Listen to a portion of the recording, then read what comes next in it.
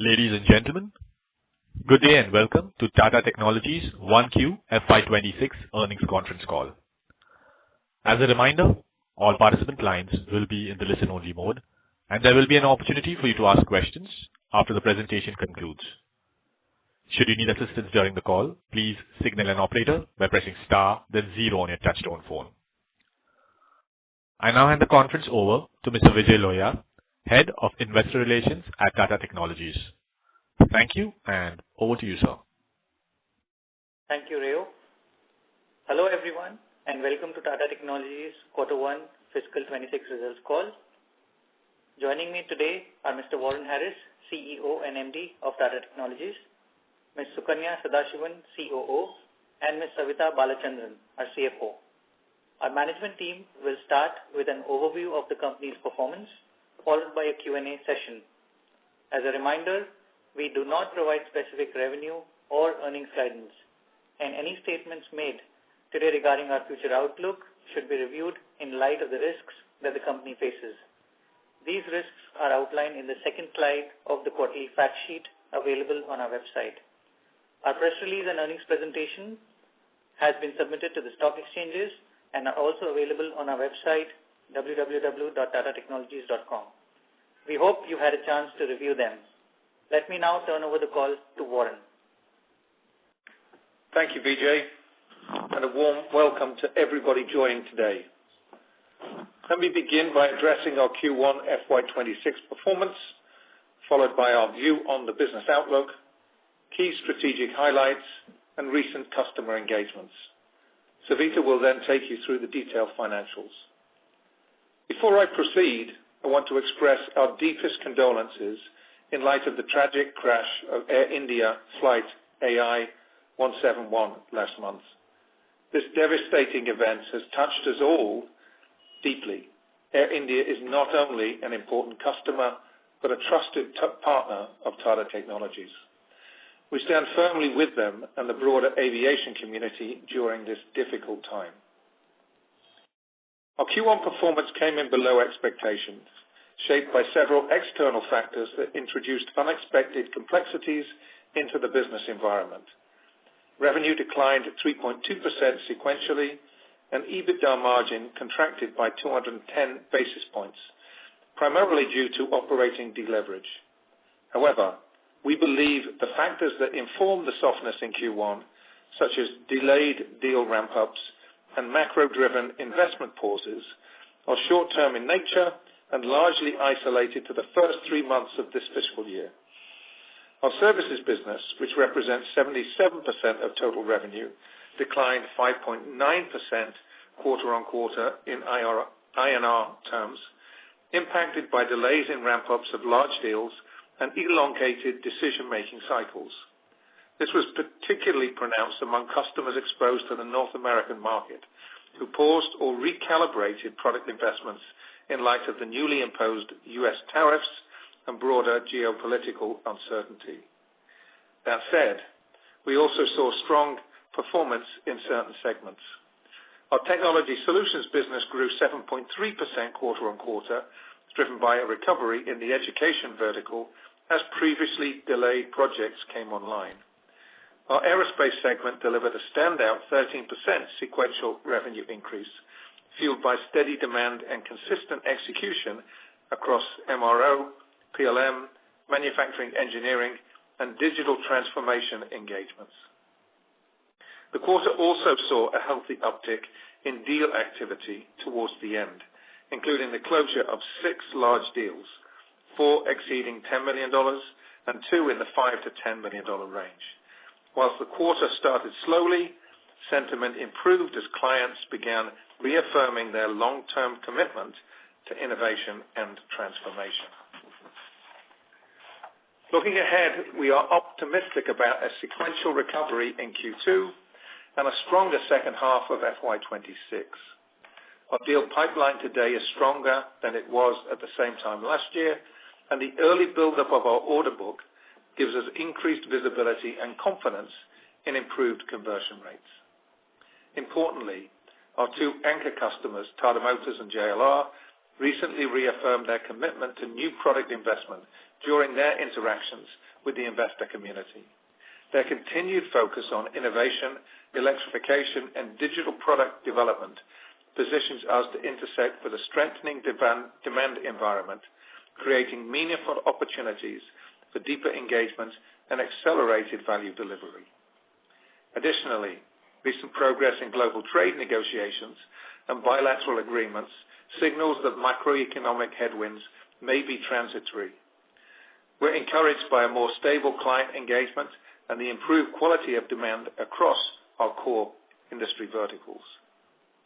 Our performance in aerospace underscores the resilience of our diversified portfolio, allowing us to navigate short-term volatility while capturing long-cycle transformation opportunities in critical sectors.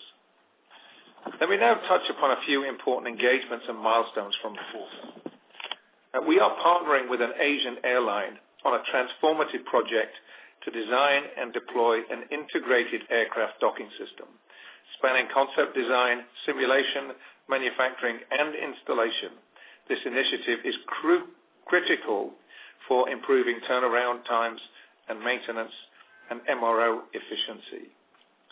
We've been selected by a leading European luxury OEM to support body engineering, powertrain systems, digital product development, and sustainability. We've also been nominated by the same OEM as their preferred strategic partner for the North Asia region, a significant expansion of our geographic footprint.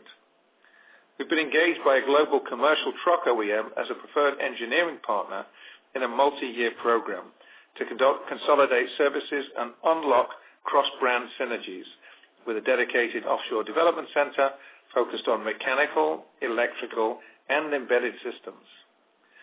Volvo Cars has also recognized Tata Technologies as a top 10 strategic supplier, reinforcing our standing as a trusted engineering partner in their software-defined and sustainable mobility journey.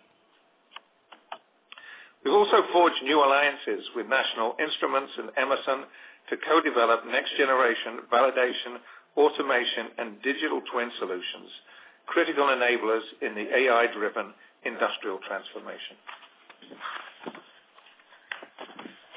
Turning to BMW, our joint venture continues to serve as a performance benchmark.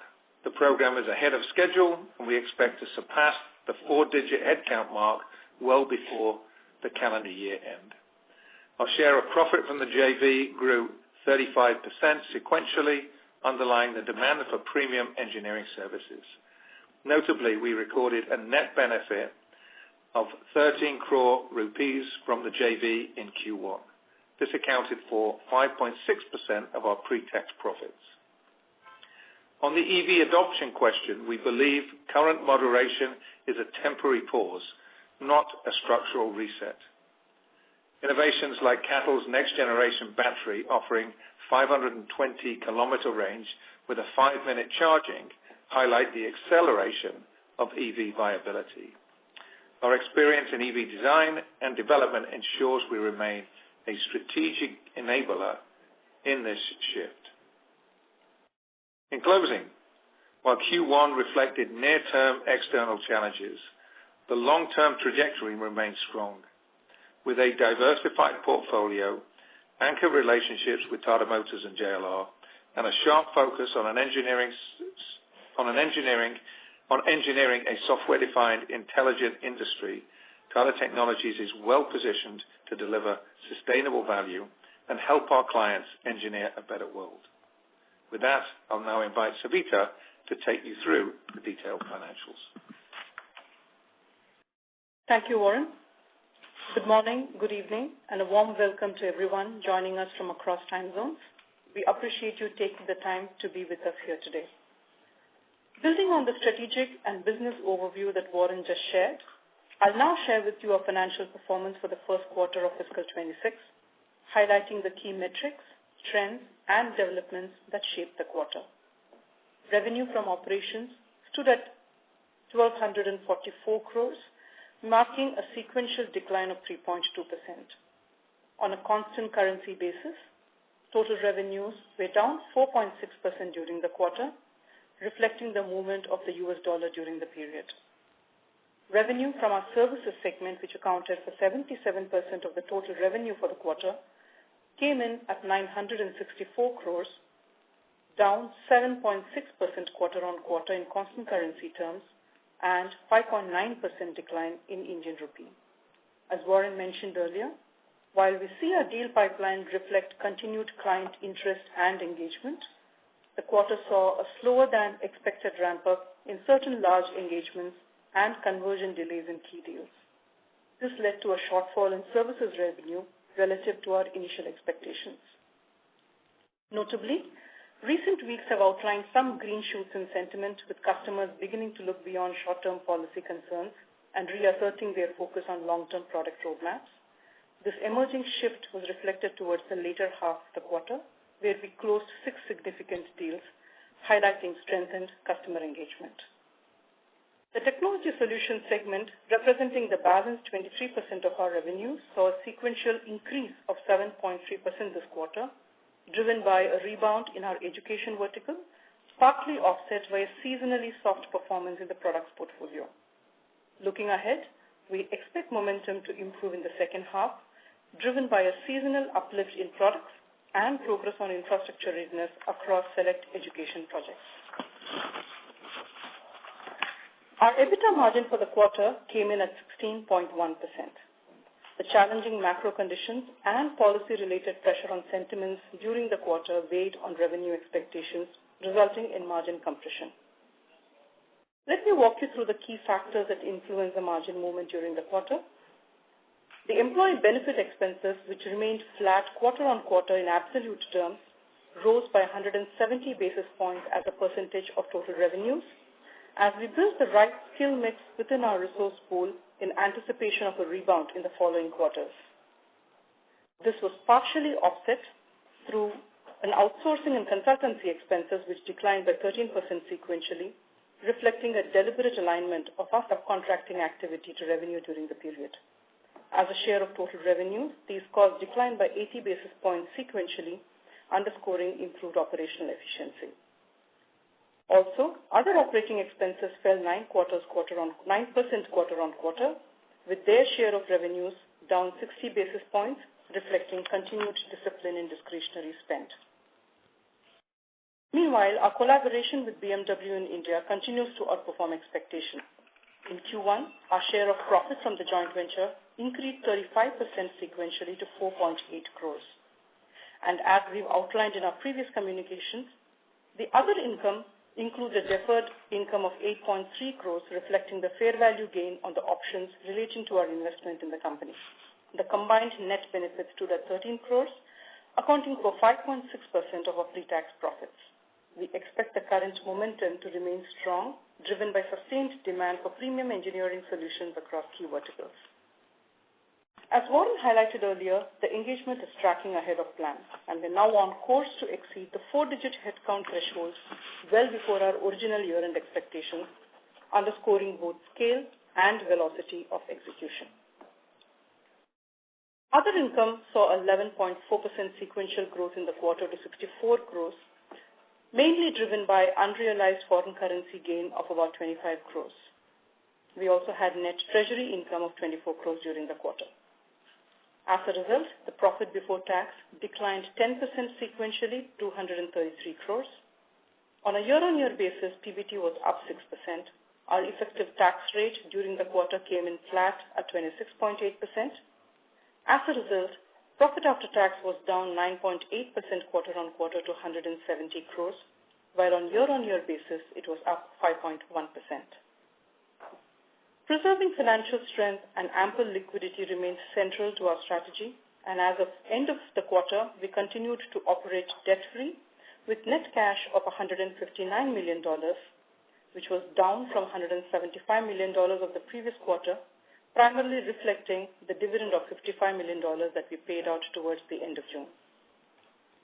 Our collection processes continue to remain resilient and well-governed, with a total DSO coming in at 87 days at the end of the quarter, reflecting a marginal increase from the 81 days of March. Importantly, underlying collection efficiency continues to hold firm, reinforcing the strength of our credit and receivables management. On the cash flow front, Q1 saw a notable improvement in both working capital as well as the cash conversion metrics. Free cash flow for the quarter stood at 190 crores, supported by a net working capital release of 121 crores. We remain focused on sustaining strong collection efficiency as well as conversion discipline going forward. Moving on to operational metrics, the total headcount at the end of the quarter stood at 12,407, reflecting a net reduction of approximately 237 associates or 2% compared to a previous quarter. The reduction was not fully backfilled during the quarter, in line with our calibrated hiring approach. That said, we continued to invest in strategic talent acquisition across high-priority areas, including digital engineering, embedded systems, and AI-led transformation to support differentiated delivery and our long-term growth ambition. This focused hiring underscores our commitment to building a future-ready workforce while ensuring optimal resource alignment with evolving business needs. Our trailing 12-month attrition rate ticked up modestly this quarter, rising to 13.8% from 13.2% of the prior period, in line with industry trends. While attrition levels remain within manageable bounds, we continue to prioritize talent retention and capability building through structured development initiatives. Investment in skill enhancement and upskilling have been stepped up, especially in strategic domains such as SDV, AI, and cybersecurity. These efforts are designed to deepen technical bench strength, enhance employee engagement, and future-proof our talent pool in alignment with evolving customer needs.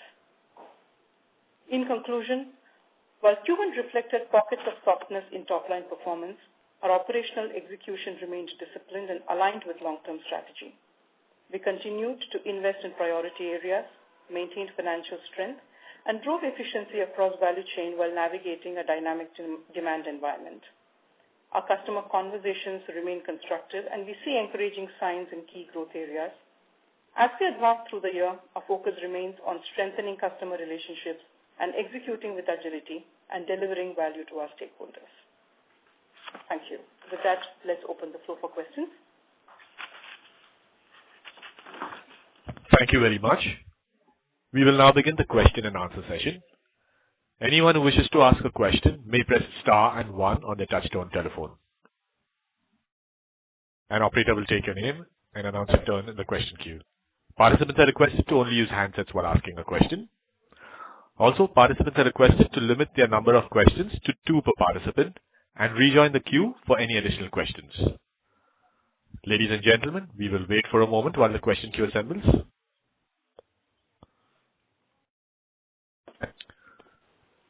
The first question is from Ruchi Mukhija from ICICI Securities. Please go ahead.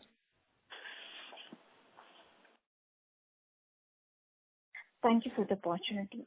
Warren, my first question is regarding the growth. We expect a sequential growth recovery in Q2. Is this on back of the 6 strategic deals that we have won, or we see a pick in business beyond these 6 deals as well? Well, thanks for the question, Ruchi. We entered the fiscal year with a fair amount of momentum. There was deals that were closed in Q4, and certainly towards the end of the first quarter, we've added the 6 deals that we've just announced. So it's really the order book that we're taking into Q2, and also the improved sentiment. I think the tariff concerns and the macroeconomic concerns that informed the softness at the beginning of the fiscal, they haven't fully dissipated, but we are seeing increased confidence that common sense will prevail, and that trade negotiations will provide an environment that will provide the sort of basis and confidence around which decisions can be made. So our confidence in improvement in Q2 and the second half of the year are informed by order book and also the engagement and sentiment that we're picking up from customers. Got it. Secondly, in our non-auto segment, the revenue declined almost on same pace as auto on sequential basis. Can you break up for us which segments are dragged here?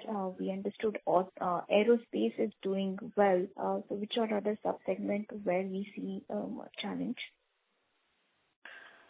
Well, we saw aerospace pick up, and demand continues to grow in aerospace. So we're very bullish about the ongoing momentum that we've established there.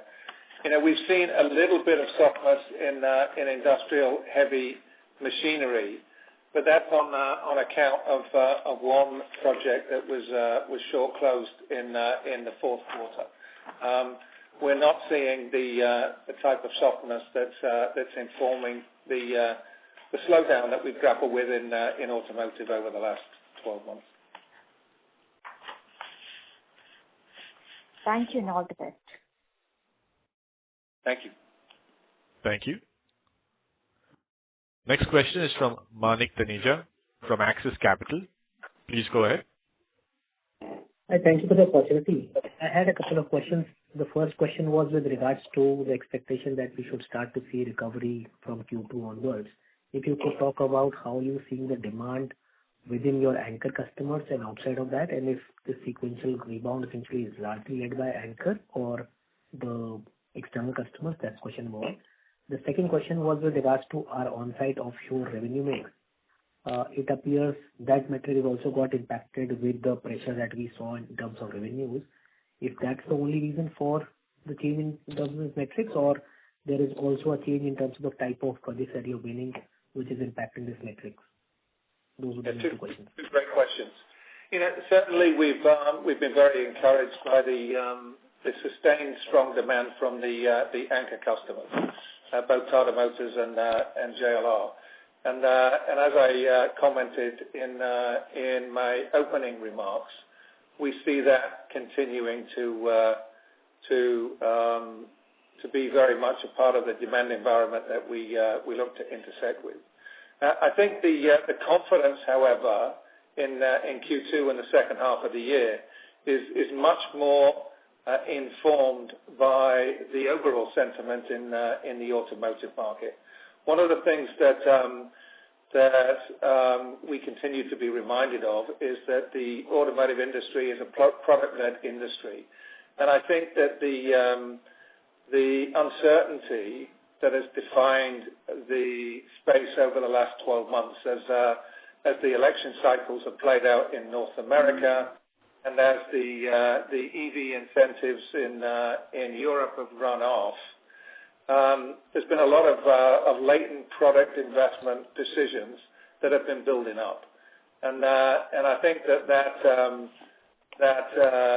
the sort of anticipation that we had at the beginning of the fiscal, that latent investment demand would convert into new products was somewhat undermined or compromised by the tariff announcements. But we've seen that largely play out in the first 3 months, and a lot of the decisions that we were anticipating are now starting to get made. And so, our confidence in Q2 and the rest of the year is really about broad market sentiment and not just about specifically what's going on at JLR and TMO. Sure, that helps. Second question was with regards to our on-site offshore revenue mix trends. The onshore offshore.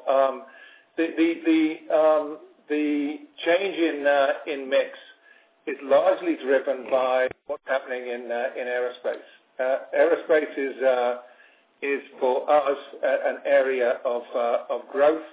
It's been driven largely by what's going on in Airbus, but the reputation that we're building in Airbus and the associated opportunity that we're getting within their supply chain, particularly in and around the propulsion players, is giving us opportunity that is beginning first onshore, and then we are leveraging the relationships and the credibility that we're building to drive business offshore. So it's part of the the sort of life cycle of engagement that we're seeing with a number of our aerospace customers. Sure. Thank you. All the best for the future. Thank you. Thank you. Next question is from Darshil Zaveri from Crown Capital. Please go ahead. Hello. Good evening, sir. Thank you so much for taking my question. Hopefully I'm audible. Hello. Yeah, you're very clear. Very clear. Yeah. Hi. So just wanted to know, like we've referred that our order book looks good. If we could quantify what's our current order book, that would be really helpful, sir. Well, we don't provide specific details in terms of order book, but as I said in my opening remarks, the order book at the end of the first quarter is better than the order book this time last year. So again, our confidence in the rest of the year is driven in part by that data point. Okay, fair enough, sir. So if you could just, maybe help with what kind of percentage growth is there in the order book, that could, just indicate like what kind of, win that we had better, sir, if that's possible. We've seen a material improvement, but we don't quantify the improvement in order book in specific terms or in percentage terms. Oh, fair enough, sir. I also just wanted to know any kind of new areas from other than our existing areas are we targeting to grow at or, looking for it, sir? Yeah, I think there's a number of areas that is informing not just the order book but also the pipeline. I've referenced aerospace. Typically our business in the past has been in the aerostructures and the MRO space. We are now extending that into propulsion systems, and that's enabling us to build relationships again outside of the work that we've done in the last 3 years with Airbus in both automotive, aerospace, and industrial heavy machinery. There's a lot of work that we are undertaking in and around smart manufacturing, and that relates to the deployment of digital solutions, particularly PLM, ERP, and MES solutions, and the integration of the technology stack that informs and deploys the ability to be able to fully integrate the digital definition of the product with the manufacturing process and the way in which products are built.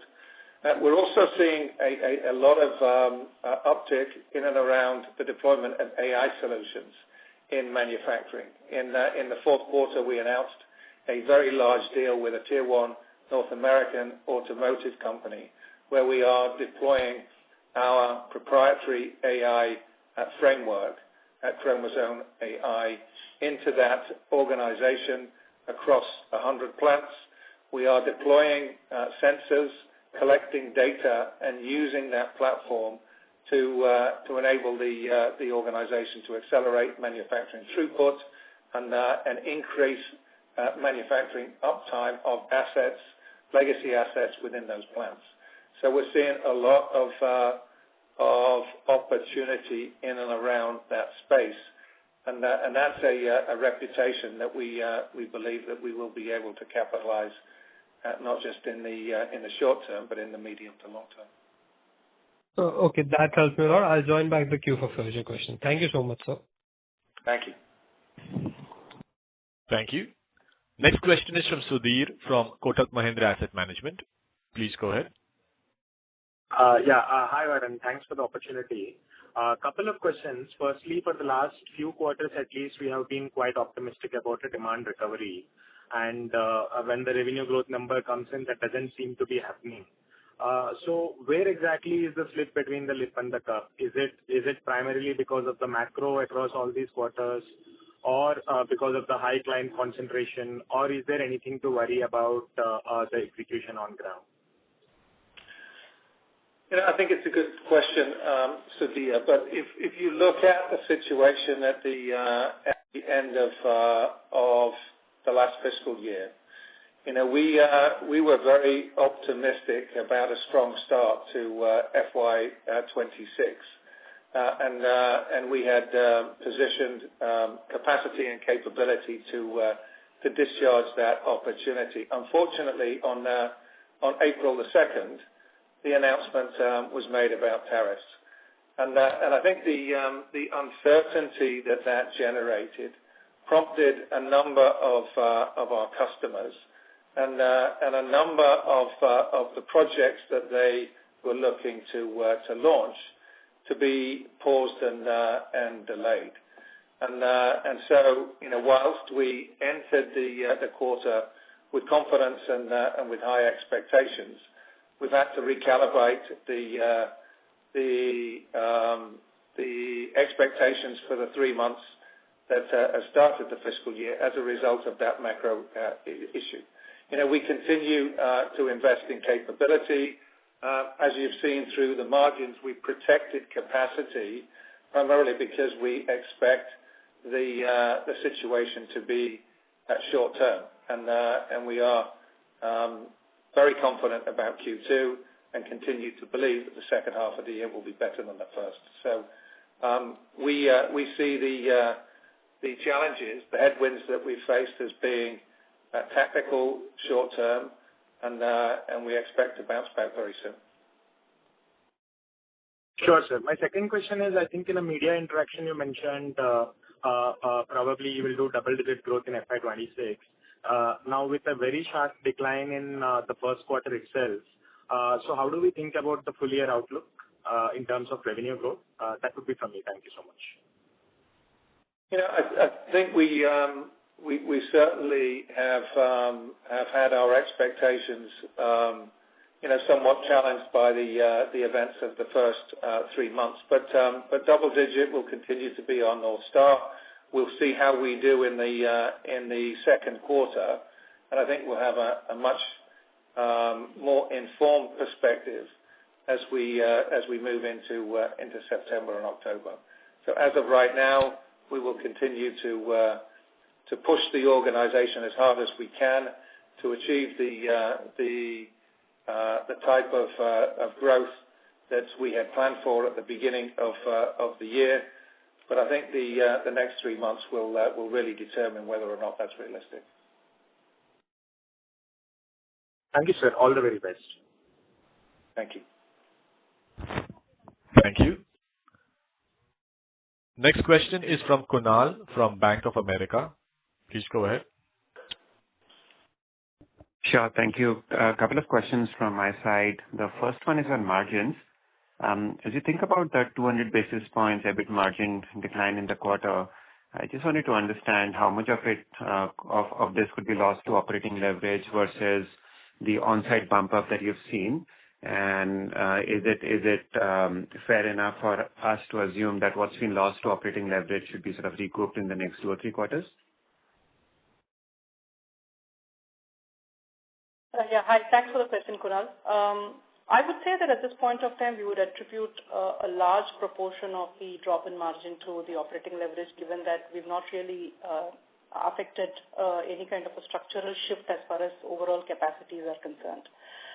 We did obviously have a shift as far as onshore-related revenues are concerned, but from a capacity perspective, it didn't really change much between on-site and offshore capacities. Therefore, at this point of time, I think it's fair to assume that most of it is really more of an operating leverage effect.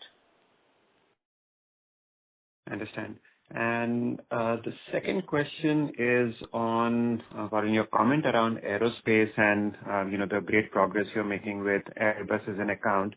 So just towards better understanding that, is this progress more in terms of the newer kind of work opportunities that are opening up within Airbus for the company, or is this more to do with the fact that as you're working with one of the key companies here, you're starting to get work with other companies in the ecosystem, let's say the airlines itself?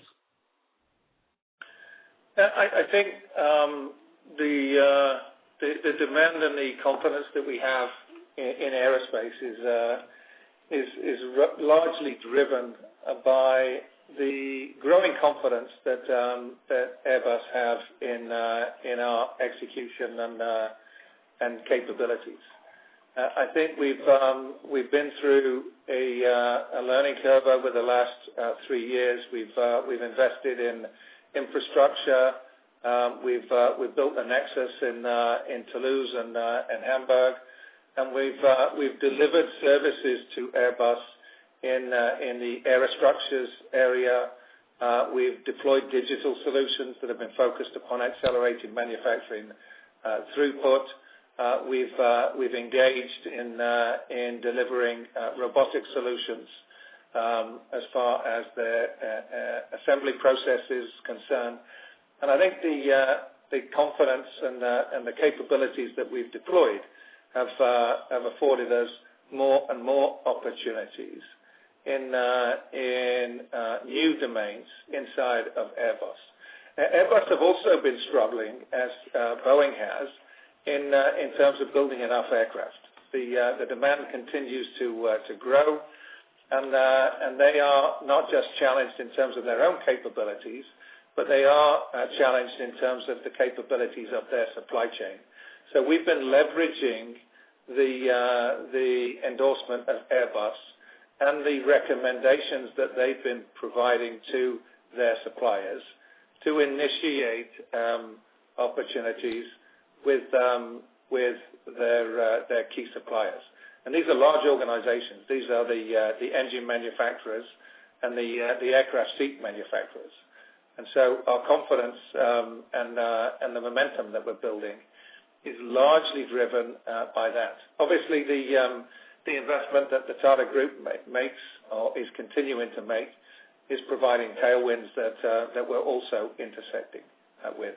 But I think the major driver of demand and opportunity, order book and pipeline is really the great work that we've done with Airbus over the last 3 years.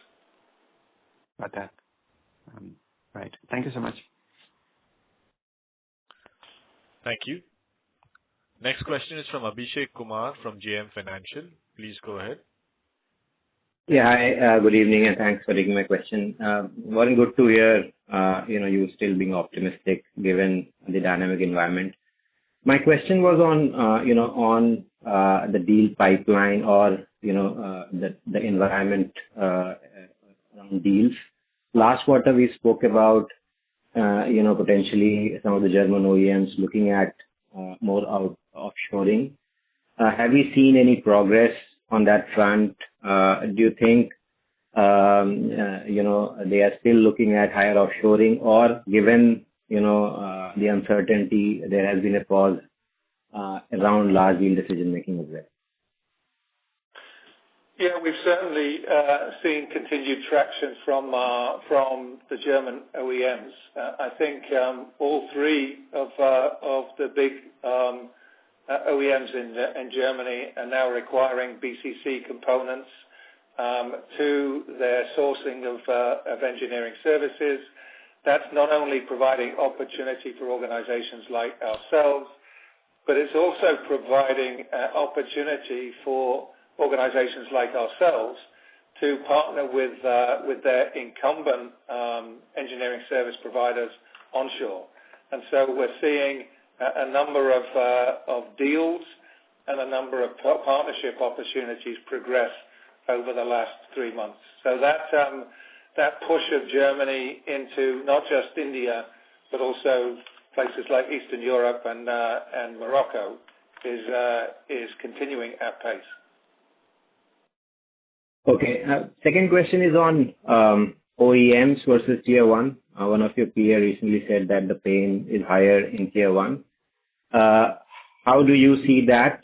Do you think, for us also Tier 1 decline is higher? And if we can get some idea of what would be our share of OEM versus Tier 1 in the auto vertical. Thank you so much. Yeah, I think that's a great question, and I would certainly endorse the fact that the supply chain is feeling the pain, somewhat more acutely than the OEMs. But somewhat counterintuitively, that is providing opportunity. I referenced the work that we're doing with one of the North American Tier 1 automotive suppliers in and around smart manufacturing. When a supplier looks at the unit economics of their business, one of the levers that they look to apply is optimization of their manufacturing process, because that's where the majority of their value outside of ER&D is delivered.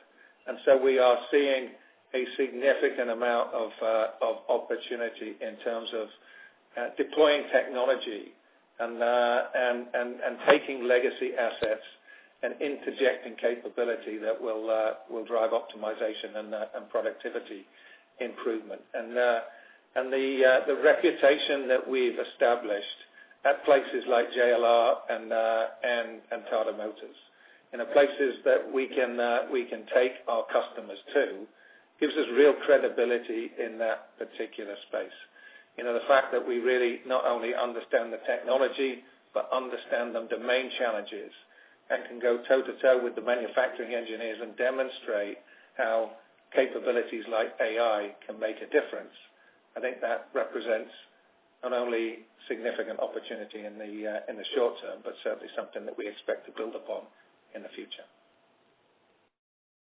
Sure. Can we get some sense of what would be our exposure to Tier 1? I don't have a specific number for you, but that's something that we can get back to you through Vijay and his team. So let me come back to you with those numbers. Sure. Thank you and all the best. Thank you. Next question is from Shraddha Agarwal from AMSEC. Please go ahead. Yeah, hi, Warren. Shraddha, you're not audible. Can you speak up? Yeah, is it better now? Yeah, that's better. Hi. Yeah, hi, Warren. So in terms of German OEs, they did indicate that they are looking at a higher outsourcing to India or Eastern Europe countries. So how are we looking at demand trends from US auto OEs? The demand trends with the North American OEMs have been strongly impacted by the tariff decisions. And not just the tariff decisions, but also the bill that's just gone through Congress that has taken away some of the components of the Inflation Reduction Act that had positioned investments for EVs. And so what we've seen with Stellantis, with Ford, and to a lesser extent with GM, is those organizations revisit their product plan from a propulsion systems perspective, and also from a manufacturing perspective, and that's prompted somewhat of a pause in the last 3 months.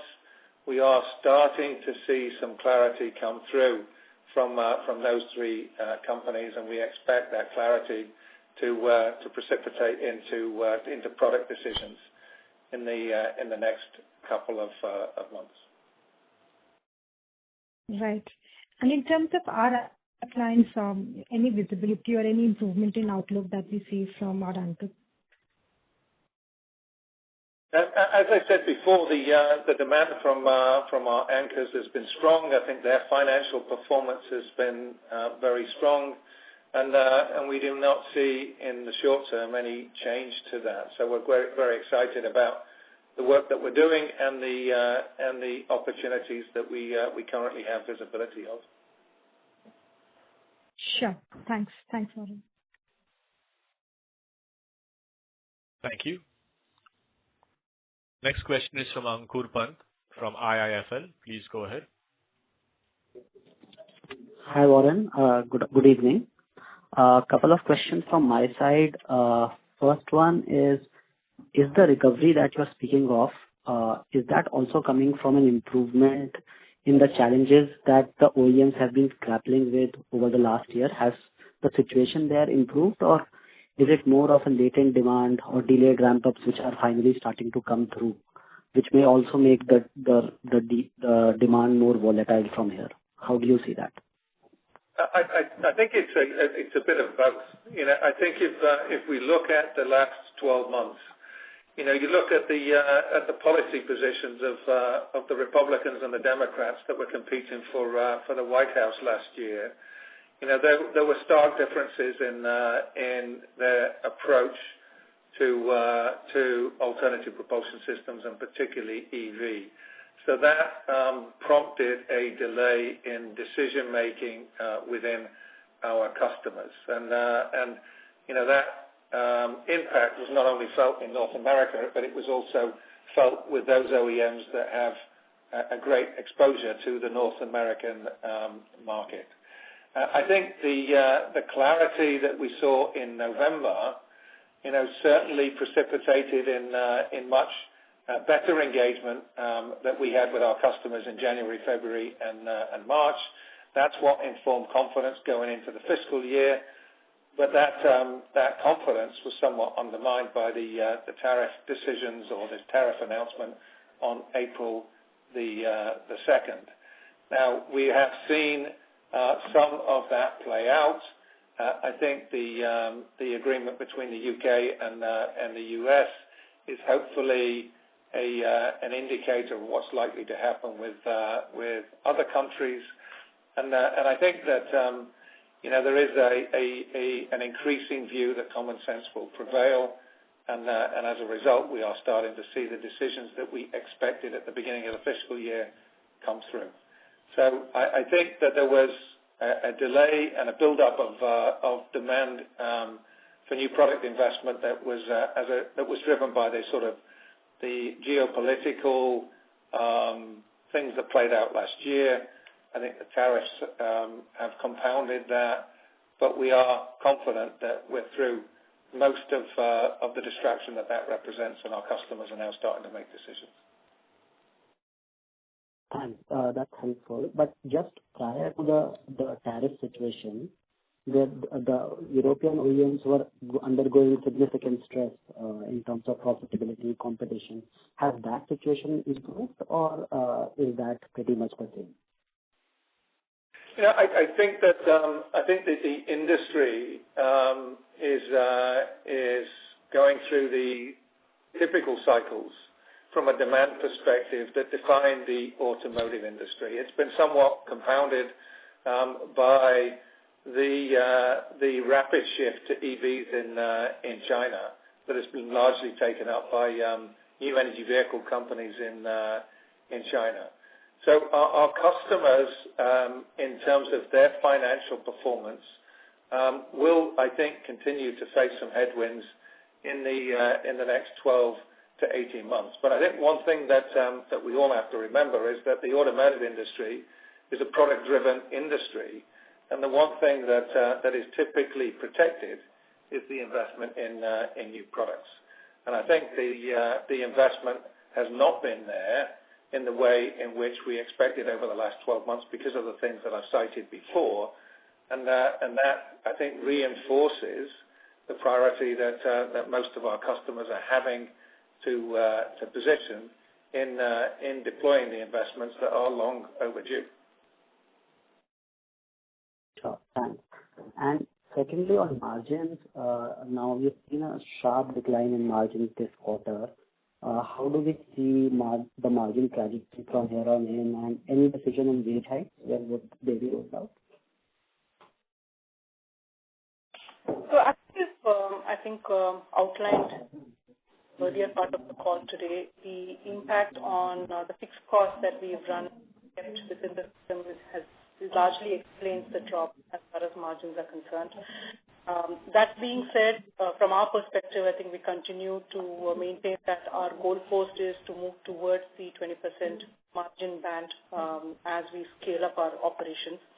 That being said, we will continue to, of course, start looking at optimizing costs, all delivery and efficiency levers that we have at our disposal, be it improving offshoring sequentially, looking at rationalization of our people benefits. And of course, going ahead, we will also continue to see improvements gradually as we see a lot of productivity improvements come through use of AI and other tools. But these, of course, will, as I said, reflect more gradually over a period of time. And to the point that Warren had made earlier in the call, as we see Q2 play out, we'll be in a much better position to assess what the rest of the year is going to look like, while our ambition will continue to try and see how we can at least ensure margin preservation for the year as we exit Q4. But we'll be in a better position to assess the situation.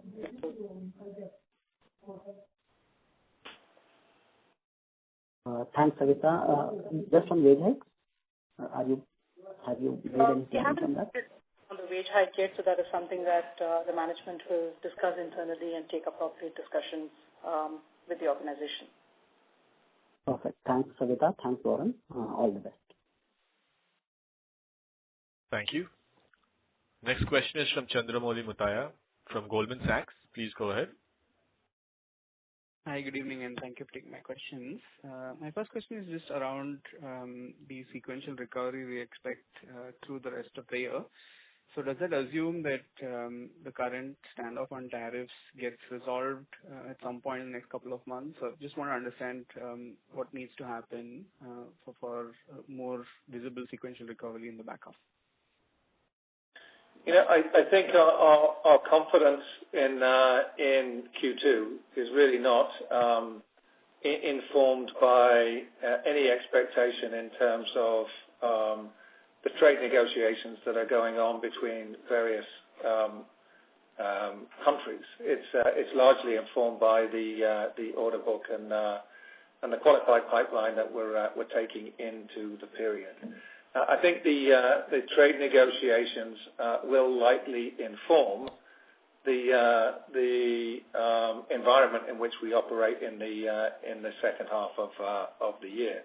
So there will be an influence clearly that the trade negotiations between Europe and the US specifically will have on the environment.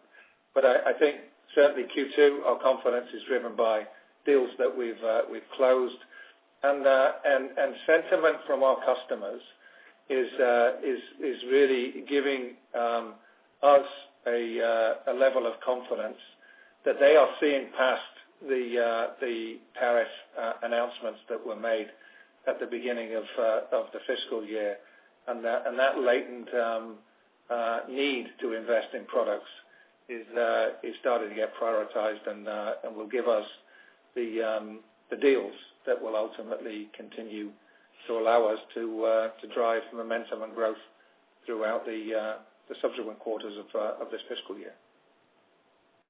All right, that's helpful. And just related to that, you did mention that you have seen a pickup in the order book at the end of Q1 versus last year at the same time.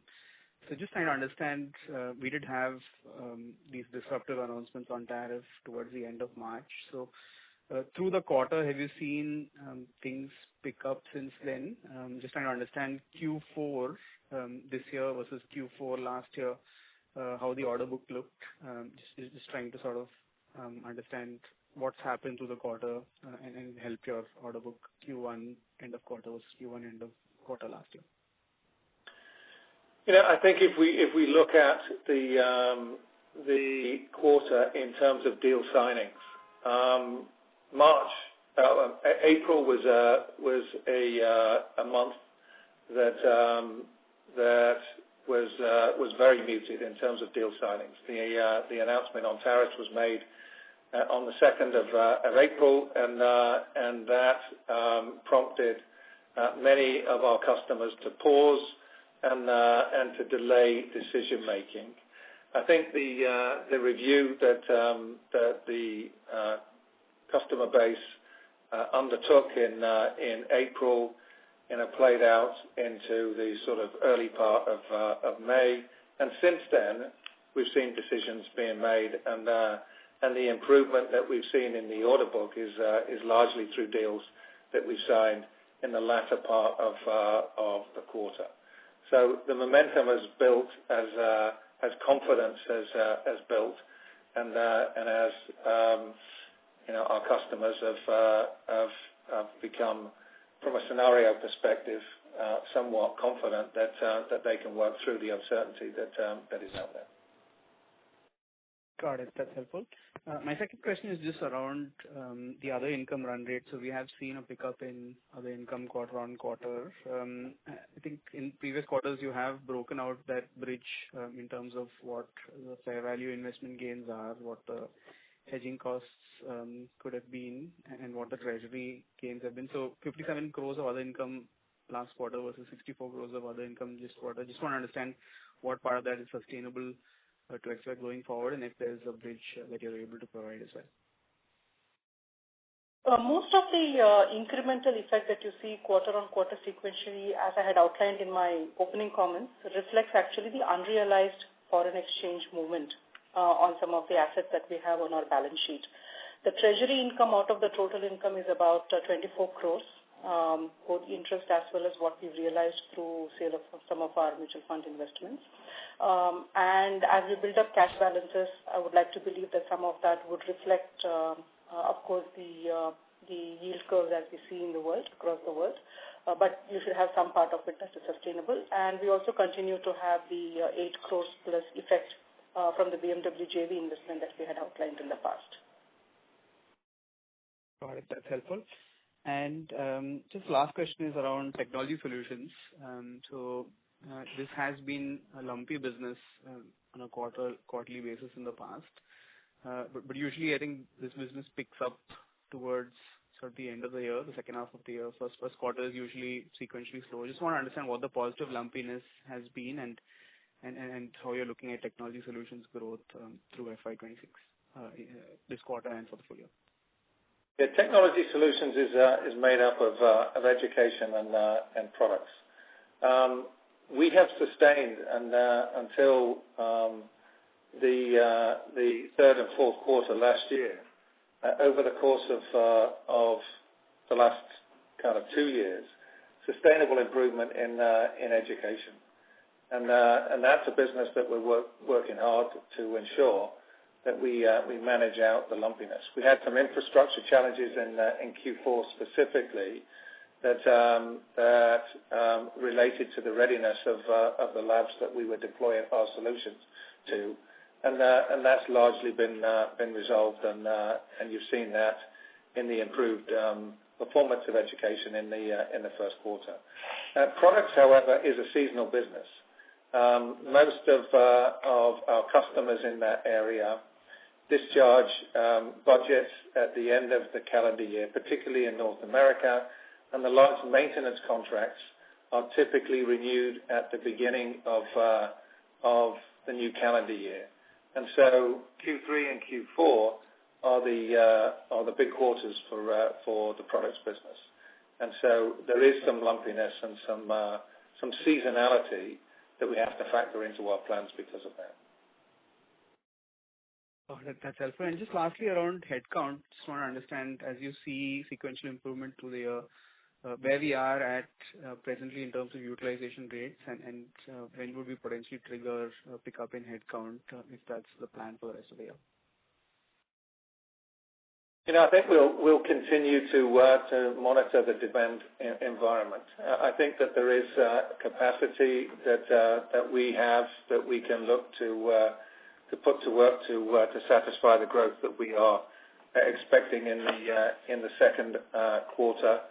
But then I think we'll recalibrate our headcount plans at the end of August, beginning of September, as it pertains to the second half of the year.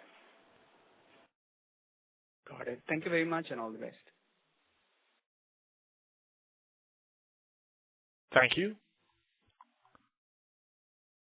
The next question is from Rajiv Berlia from Citi. Please go ahead. Yeah, thank you for the opportunity. Just one clarification. You mentioned that 1Q got impacted due to delayed ramp-up and elongated decision making. Did you see any deal cancellation in 1Q? And also, how did the pricing play out in 1Q? Did you see any pressure in terms of pricing?